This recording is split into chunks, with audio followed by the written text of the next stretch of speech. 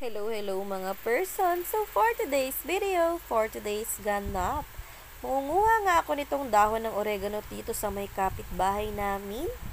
Hindi na nga ako nakapagpaalam dahil tulog pa sila. Kaya naman dito na lang ako sa vlog ko magpapaalam. Sigurado naman ay manonood sila. Dito lang yan sa may tapat ng bahay namin. Pasensya na kayo neighbor kung kumuha na lang ako basta-basta. Basta ayoko naman kasing masira ang tulog nyo. Tingnan nyo ang aking alagang si Sansa, nakasilip pa. Saan niya ako ay nakabantay yan. Hindi lang talaga siya makasunod sa akin ngayon dahil masama ang pakiramdam niya. Kaya nga pala ako kumuha ng dahon ng oregano upang igamot ito sa kanya. Mabisang gamot nga daw kasi ito sa ubo at sipon ng aso. Kaya naman kumuha ako ng 7 pirasong oregano nang hindi ako nagpapaalam. Kumuha na lang ako basta-basta at pinakuluan ko dito sa kalahating basong tubig.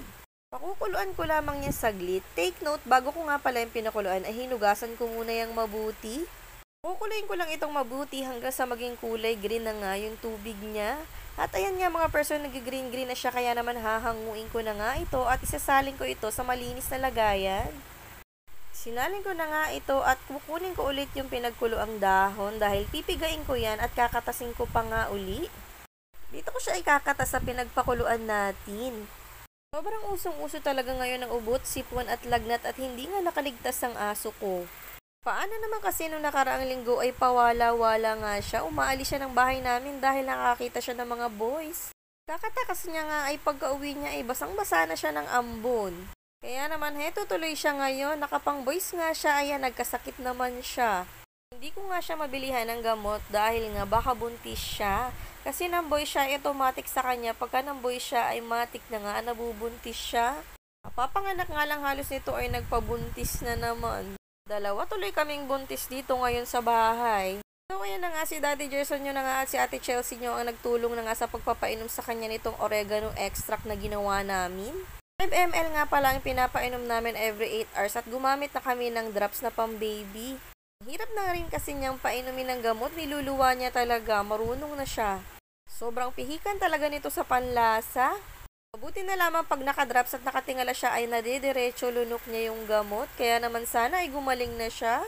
Kakapag-alala dahil nagiging blurry na nga yung mata niya. Nagmumuta na rin siya which is signs na hindi nga healthy at saka ang bilis niyang huminga, hinahapu-hapu siya. Galing ka na, Sansa! Hindi na ang badaw siya. Hindi nga po siya.